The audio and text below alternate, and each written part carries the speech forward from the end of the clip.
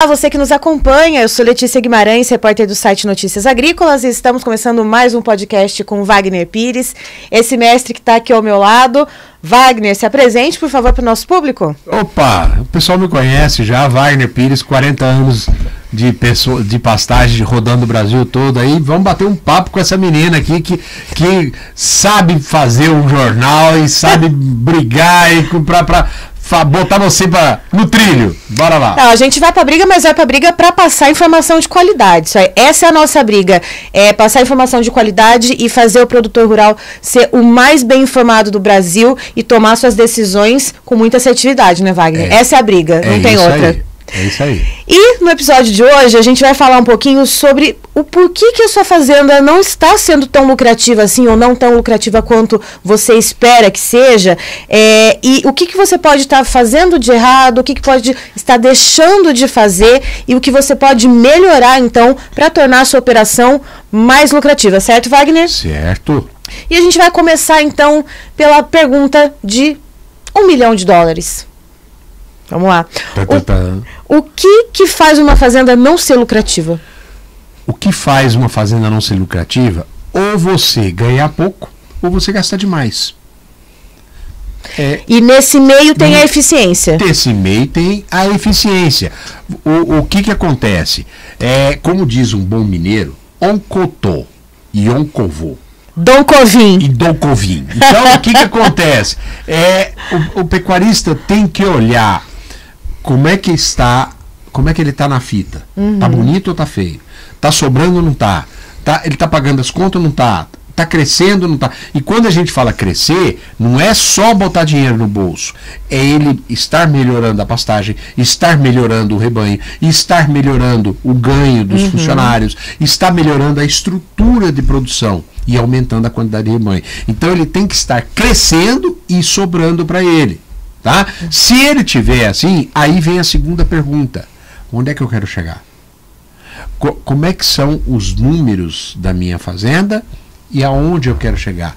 Por quê? Isso é muito importante, Letícia, porque o pecuarista, quando ele não tem um objetivo lá na frente, olha, eu vou sair daqui de Valinhos e eu vou até no Rio de Janeiro.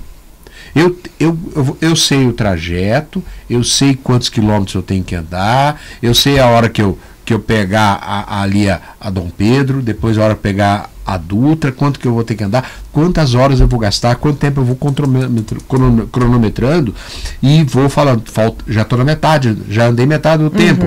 E olha a quilometragem, olha o tanque de combustível, então ele tem total controle sobre o negócio. Quando a gente sabe aonde a gente quer chegar. Muitos pecuaristas, você conversa com ele não sabe nem o quanto ele pode vir a ganhar na fazenda dele. E nesse trajeto ele também tem que saber quais paradas no meio do caminho ele precisa fazer para recalcular a rota, né, Wagner? Com certeza. Não seria nem recalcular a rota.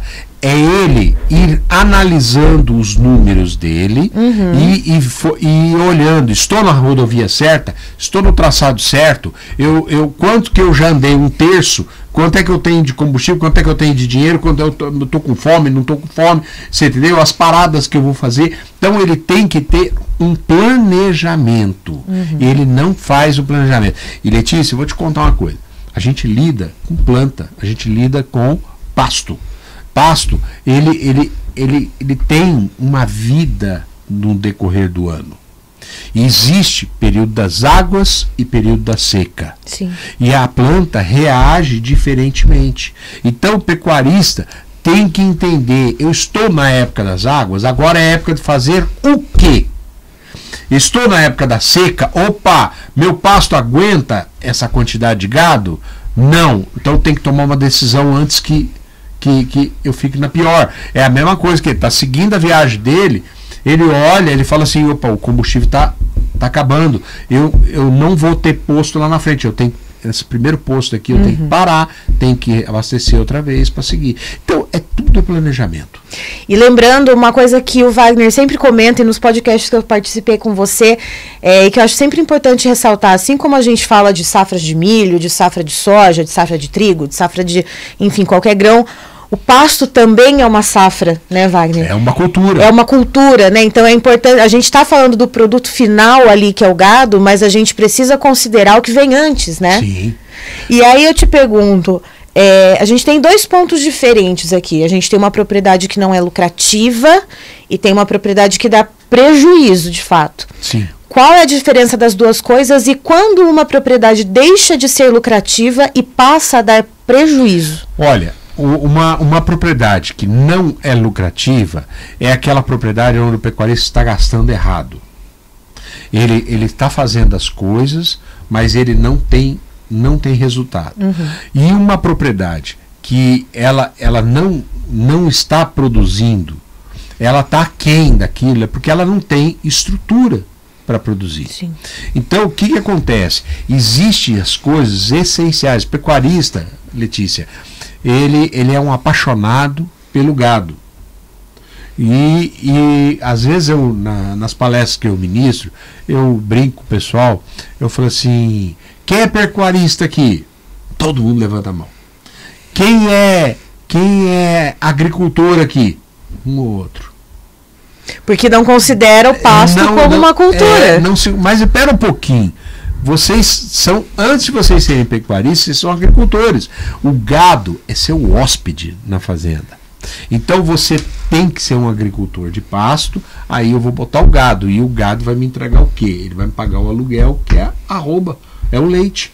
Então, o pecuarista tem que ter essa visão. Se você for num hotel e a cama é ruim, o chuveiro é frio, não existe um bom café da manhã, não existe higiene no banheiro, no quarto, você nunca mais volta lá. Não é o ideal, mas acontece com mais frequência do que a gente gostaria. Sim, e aí o que acontece?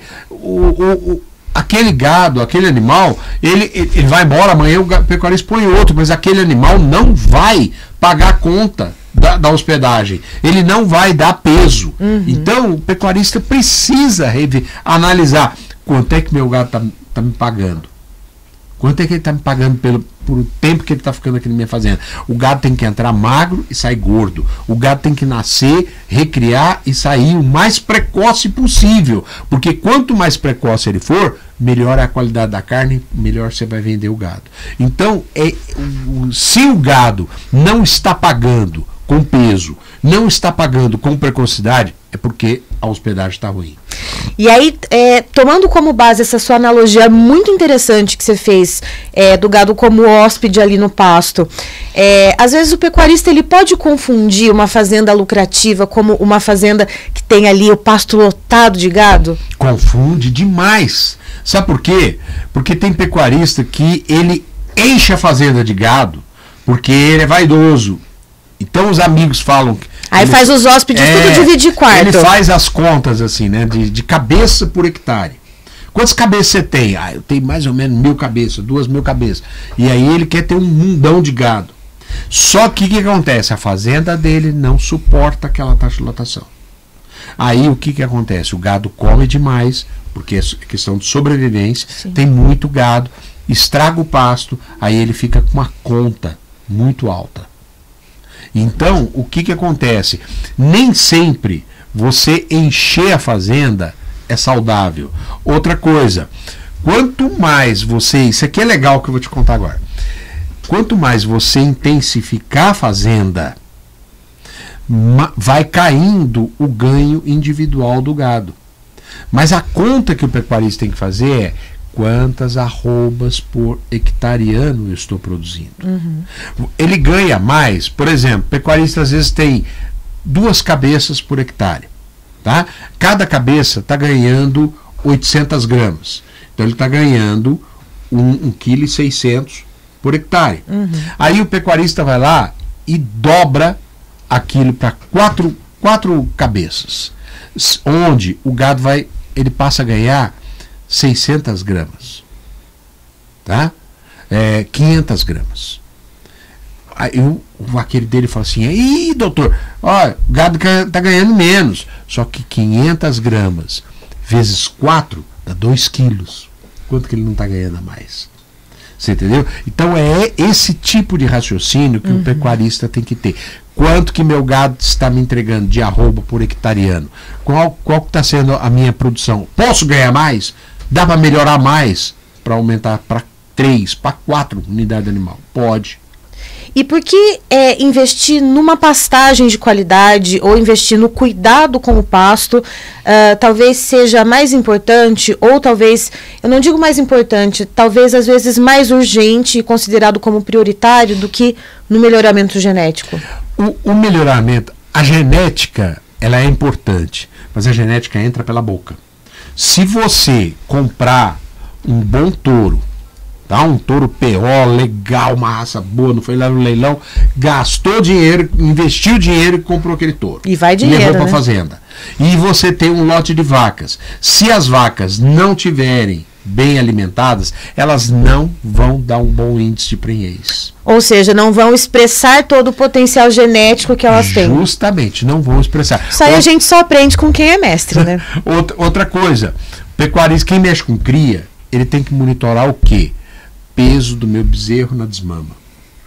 Aquele bezerro pode ser procedente de uma genética espetacular, tanto de pai como de mãe.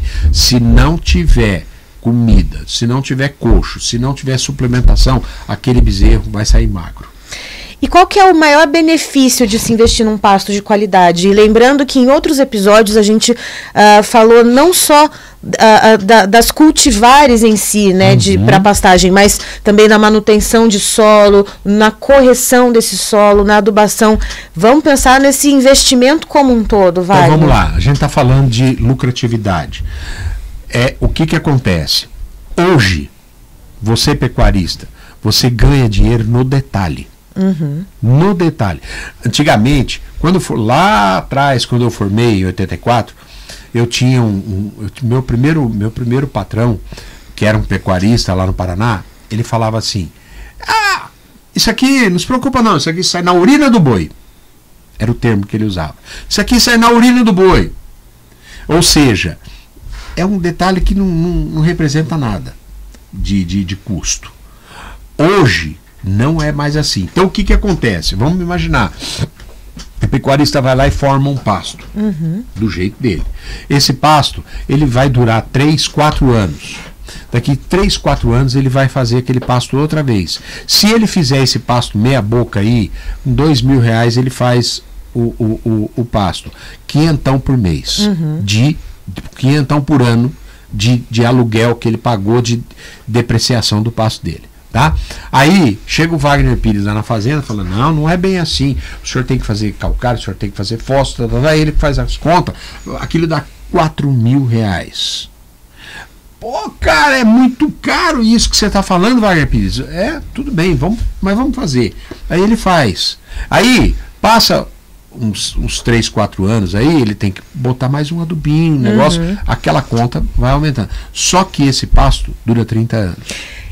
É exatamente isso. O que é caro para você agora, mas em quanto tempo isso se paga e o que isso traz de volta, né, Wagner? Então, isso vai se pagar rapidamente ao longo do tempo, vai evitar degradação. Então, aquele cachorro que fica rodando atrás do próprio rabo, ele não vai a lugar nenhum. O pecuarista que fica permanentemente reformando as pastagens da fazenda, ele está vivendo um processo de degradação. Eu tenho um cliente meu que antigamente ele reformava pastagem a cada 10 anos. De repente passou a reformar a cada 7 anos. Agora, a cada 3 anos ele está reformando. Outro dia eu fiz uma reunião com ele, eu falei assim: o senhor já parou para pensar por que as reformas estão sendo tão rápidas? Porque o tempo não está ajudando? Não. Porque ele foi botando um monte de desculpa. Entendeu? Aí eu falei assim: não, sabe por quê? Porque o senhor se recusa a melhorar a fertilidade. Então ele fica usando e cada vez está pior. Cada vez está pior. E isso o pecuarista muitas vezes não enxerga, e o pecuarista vai afundando. Chega uma hora que ele sai fora do negócio. Ou seja, está tentando tampar o buraco do Titanic com um band-aid. Justamente. Meio isso, né? Gostei dessa, é isso aí. Tá vendo? Você acha que só o Wagner sabe fazer analogia legal? Poxa vida, eu também sei, né? É isso aí. E Wagner, olhando para isso que você falou, dessa questão do investimento na pastagem, né? Não só pensando numa cultivar de qualidade, naquela que é mais adequada para aquele ambiente, para aquele espaço, que vai ajudar a atingir o melhor potencial de nutrição, a melhor conversão alimentar dos animais. Eu queria saber quando é melhor fazer esse tipo de investimento, porque a gente tem o período das águas e o período das secas. Então, em que momento que consegue se fazer um manejo melhor desse pasto? Bom, o manejo do pasto, você faz ele o ano todo, tá? Sempre. Agora, o que acontece? Você tem que, nas águas, você planeja o que você vai fazer na seca. E na seca, você planeja o que vai fazer nas águas. O pecuarista tem que estar sempre se preparando. Ele tem que estar preparado para as reformas que ele vai fazer. Eu costumo dizer que é preferível que o pecuarista faça uma manutenção do que uma reforma. Por quê? Porque a manutenção, a recuperação de pastagem é muito mais barato do que a reforma. E o risco também é menor. E o que você vê como um dos principais erros na hora do pecuarista pensar esse tipo de estratégia para fazer, então, esses investimentos no pasto, seja a questão do gasto, seja a questão de escolhas que ele faz de adubar mais, adubar menos, fazer em espaços de tempo diferentes do que seria recomendado? Queria que você trouxesse um top 3 erros. Vamos lá, não só o principal. Vamos jogar ali, dando de lambuja 3 dicas para vocês aí que estão assistindo. É o seguinte, se você vai construir uma casa, você tem que começar do alicerce. Você tem que fazer o alicerce, tem que fazer para levantar as paredes, fazer a parte hidráulica, depois você faz o telhado, depois você vai fazer as outras partes da casa. Você não pode querer começar do telhado, não vai dar certo. Você entendeu? Então, o que acontece? O pecuarista, ele tem que fazer um plano nas coisas. Primeira coisa, eu vou reformar meu pasto, ou vou fazer uma recuperação, por que está degradado? Então vamos ver o solo, vamos ver como é que está o solo. O que você tem que fazer? Muita gente me pergunta nos meus cursos, assim, ô Wagner, eu posso esse ano fazer só calagem e o ano que vem fazer a fosfatagem? Pode. Por que não? Pode. Ah, mas aí vai ter gente que vai falar, mas ele não vai ter um bom resultado logo no começo. Não vai, mas ele não tem dinheiro, resolvido está. Então ele vai fazer vai fazer a formação, vai fazer um preparo de solo direitinho, vai jogar uma boa semente, vai calcarear e vai plantar. Aí, naquele ano ele calcareou e corrigiu a acidez. No ano que vem ele já entra corrigindo o fósforo. O fósforo, você faz a análise do solo, Letícia, está desse tamanhozinho o nível de fósforo. E a planta precisa disso. Então o que acontece? O cara tem que sair disso para cá. Isso é caro, é oneroso, ele não consegue fazer de uma vez só. Então o que acontece? Seu Wagner, eu posso ir fazendo por etapas? Pode. Aí você tem que escolher o fertilizante adequado ao seu tipo de solo, à sua necessidade, a sua disponibilidade de fazendo adubação todo ano ou a cada 2 anos você tem que fazer. Então você vai escolher o tipo de fósforo que você vai, de acordo com o solo e de acordo com o seu plano de ação. E aí você faz um pouco esse ano, daqui 2 anos você volta lá, dá mais um pouquinho. Quando você vê, você está lá em cima com o nível de fósforo. E a pastagem dando baita do resultado.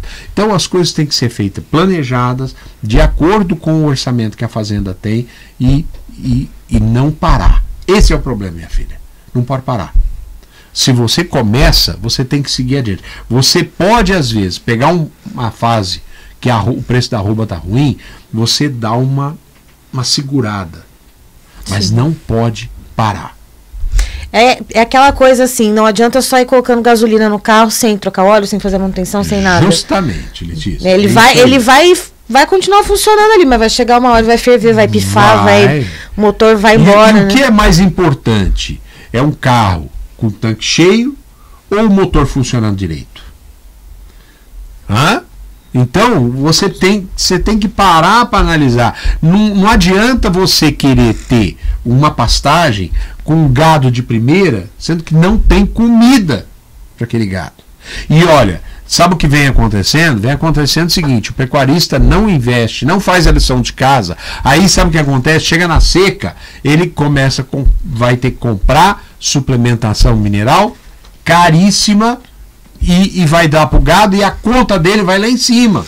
Ou seja, vai ter que gastar de algum jeito, vai ter que botar a mão no bolso, só que você tem que botar a mão no bolso com eficiência. Com eficiência, é isso aí. E aí, Wagner, o que o pecuarista às vezes deixa de fazer na propriedade e que acaba tornando não lucrativa?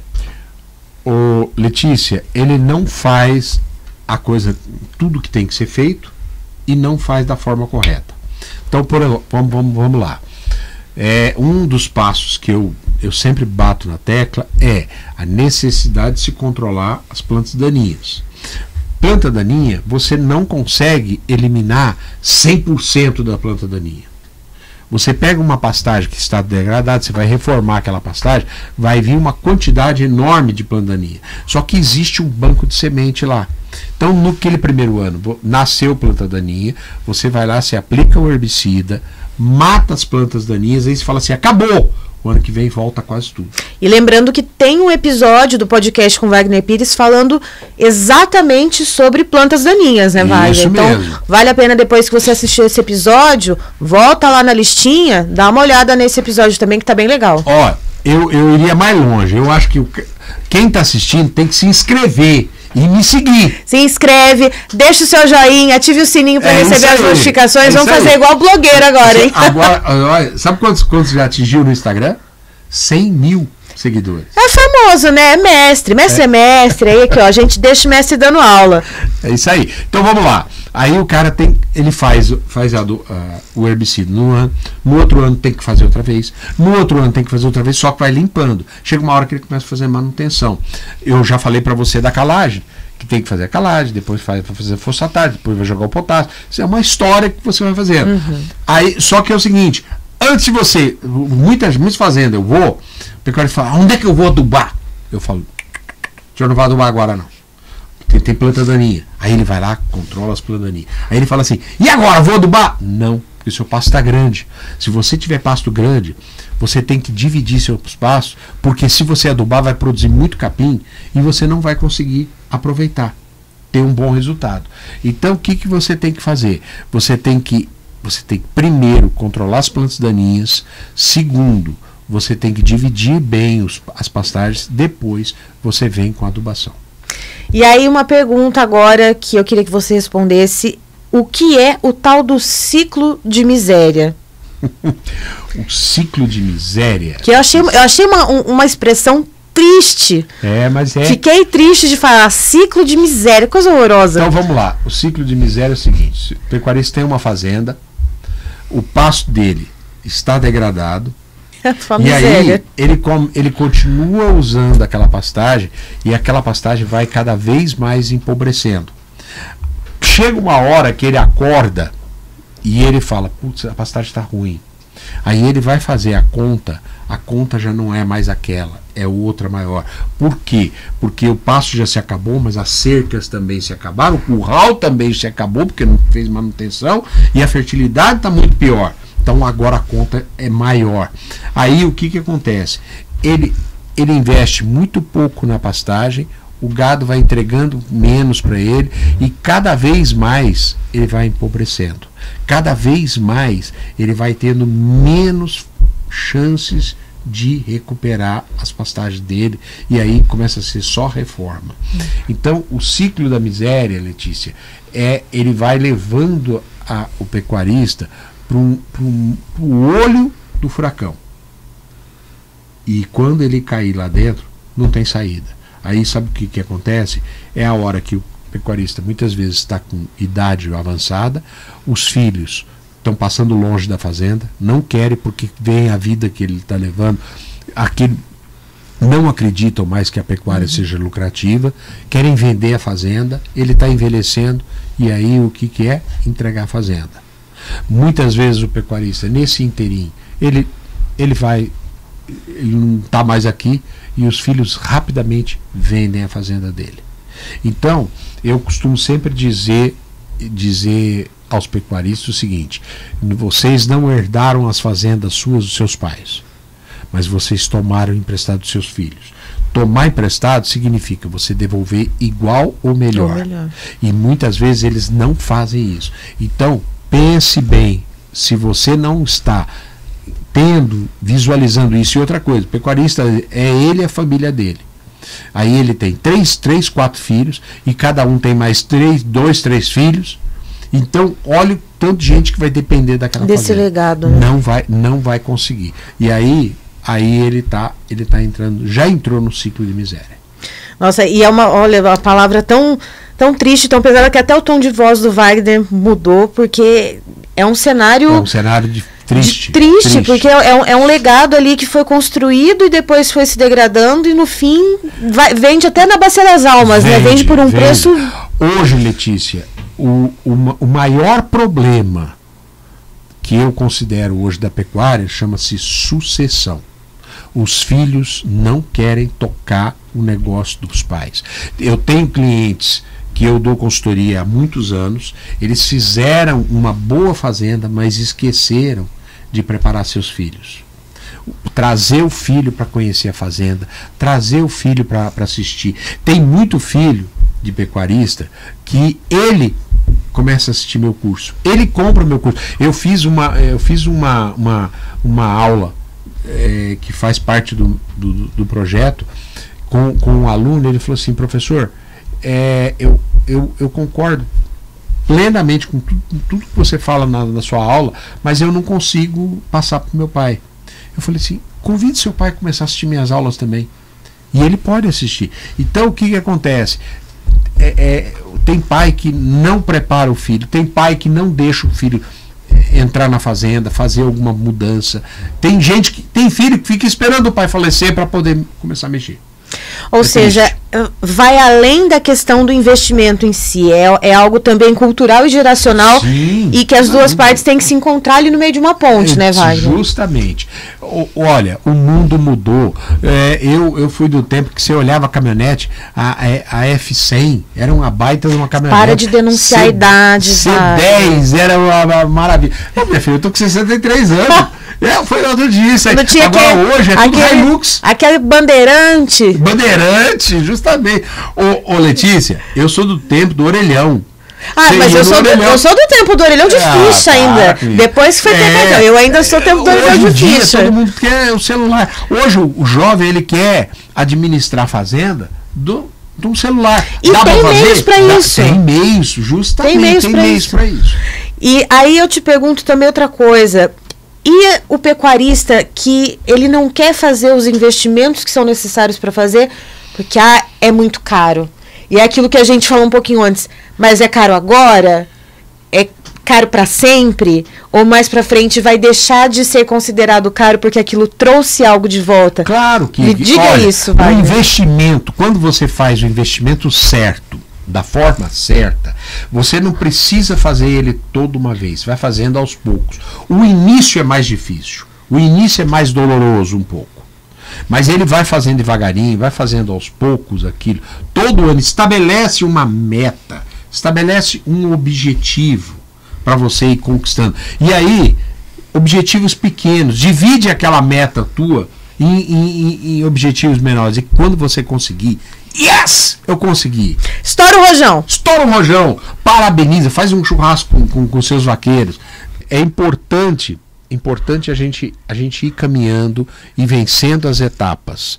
Você quer se tornar um maratonista, você tem que começar devagar e aos poucos, e vai treinando. Um dia você está preparado para ir para uma maratona. A mesma coisa é a vida do pecuarista.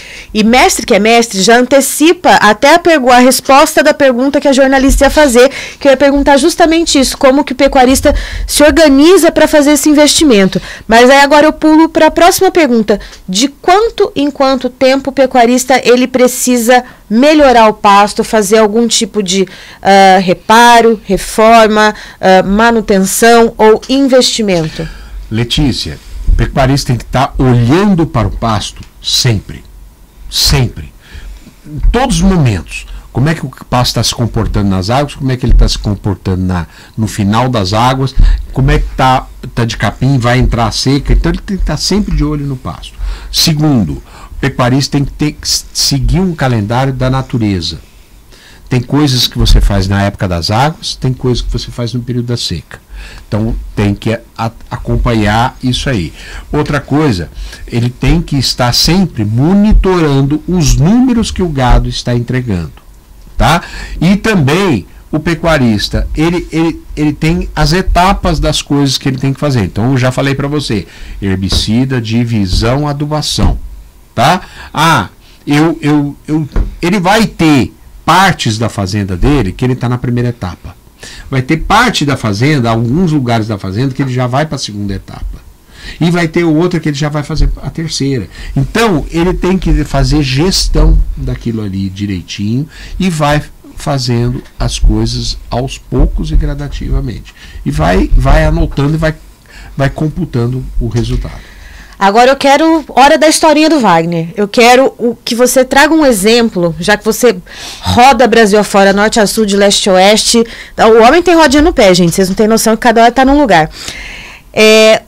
Um caso de algum pecuarista que foi fazendo esses investimentos pouco a pouco e hoje está com a fazenda ali ajeitadinha, bem arrumada, com as engrenagens bem azeitadas e funcionando legal, e que está ali ganhando dinheiro na operação, Wagner. Então vou contar a história. O Nordeste é um dos lugares que tem as terras mais caras, porque não existe fazenda grande no Nordeste, é tudo fazenda pequena.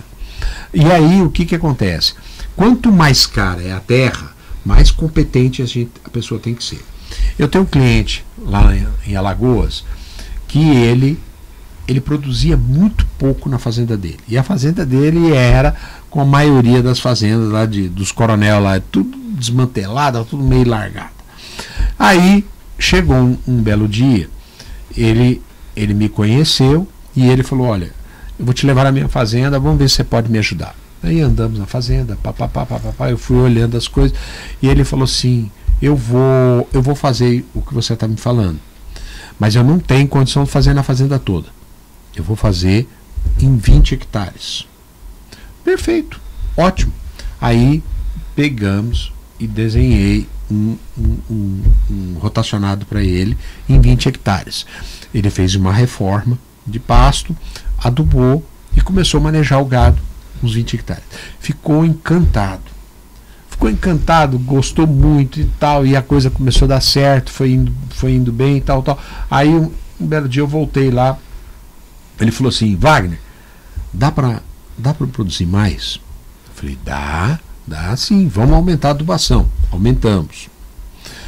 Mais um tempo ele: dá para produzir mais? A pessoa começa a enxergar o resultado. Nesse meio tempo eu já estava começando a fazer outras coisas no restante da fazenda dele. Aí, Letícia, ele chegou para mim e falou: dá para fazer mais? Eu falei: dá, só que agora você tem que irrigar o teu pasto. Nossa, mas aí já dá aquela assustada. Aí veio aquele paradigma: mas isso é caro. Eu falei: caro é você continuar ganhando o que você está ganhando. Ah, mas será que a pecuária vai pagar esse investimento que eu vou fazer? Aí eu falei: quantas unidades animal você tem? 4. Ele estava com 4. Tá? No começo ele tinha 1. Uhum. Aí ele já estava com 4 nesses 20 hectares. Sim. Tá? Aí eu falei assim: vamos dobrar isso? Aí ele fez conta. Com sua cabeça. Eu vou fazer. Aí começou a fazer. Aí foi fazendo as coisas devagar. Ele é um cara bem consciencioso. O gerente foi organizando, foi ajeitando, tal. Um belo dia saiu o sistema de irrigação dele e começou a trabalhar.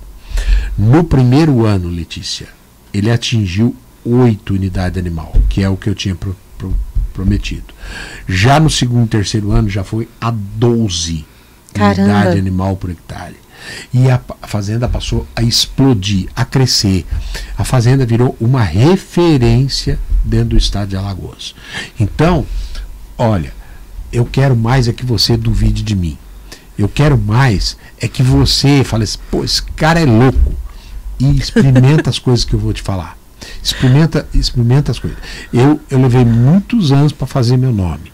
Eu fui adquirindo conhecimento e estou compartilhando com você esse conhecimento. Já falei para você, eu te dou o meu conhecimento gratuitamente. O workshop eu preparo ele com muito carinho, a gente toda vez mexe, melhora daqui, eu nunca estou satisfeito, está sempre mexendo, eu tenho uma equipe que toda vez está, olha, pode melhorar o parafuso ali, mexe aqui, mexe lá, e faz aqui, faz lá, tá bom, faço, estamos sempre mudando e inovando, e estamos entregando isso de graça, então, duvida de mim, faça.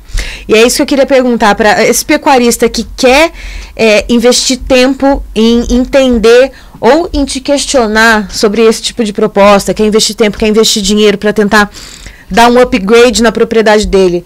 Ele faz o quê? Quando que vai ter o workshop? Como que ele acessa esses conteúdos todos que são produzidos? Que tem uma equipe atrás dessa câmera aqui, gente, que aqui, ó, equipe de primeira, hein? O nosso próximo e último workshop desse ano será dia 18, dia 20 e dia 22 de novembro. Tá aí já, hein? Já tá aí. Tá batendo na porta.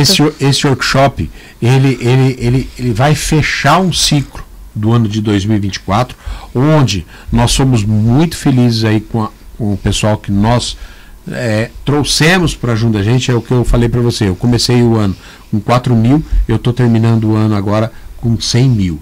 Então, isso é muito bom. O pessoal que entrou, começou a me seguir, eu quero que você me siga, entrou para me seguir e não parou mais. E às vezes eu vou dar minhas palestras, outro dia eu estava lá em Ji-Paraná, um pecuarista chegando para mim assim e falou assim, eu te acompanho, viu? Eu te acompanho, estou te seguindo. Acompanha mais que novela. Estou te seguindo, viu? Aí, então isso é muito gostoso. No aeroporto, às vezes tem gente que chega, vem, conversa com a gente, no restaurante, eu entro no restaurante, a pessoa, tô acompanhando você não é o Wagner Pires? Sou o Wagner Pires. Que bom, vamos tirar uma foto? Vamos. Então eu estou à disposição das pessoas. Tem dúvida? Escreve lá, entra lá no Instagram, no YouTube, manda dúvida. A minha equipe traz para mim, eu respondo e ajudo. Se inscreva no canal no YouTube, deixe o seu like nos vídeos e ative o sininho, que aí você recebe as notificações sempre que tiver vídeo novo no canal do Wagner, vai aparecer ali pra você não comer bola não e ficar ali bem informado, porque senão você se inscreve ali e só vai deixando e não recebe notificação de nada, a hora que você vê você já perdeu um monte de episódio bacana e aí tem que maratonar, né, Wagner? É isso aí. É isso, a gente encerra mais um episódio do podcast com Wagner Pires, esse mestre aqui, 40 anos aqui na lida, né, aprendendo e ensinando sobre pastagens. E eu, Letícia Guimarães, repórter do site Notícias Agrícolas, me despeço de vocês. Até a próxima!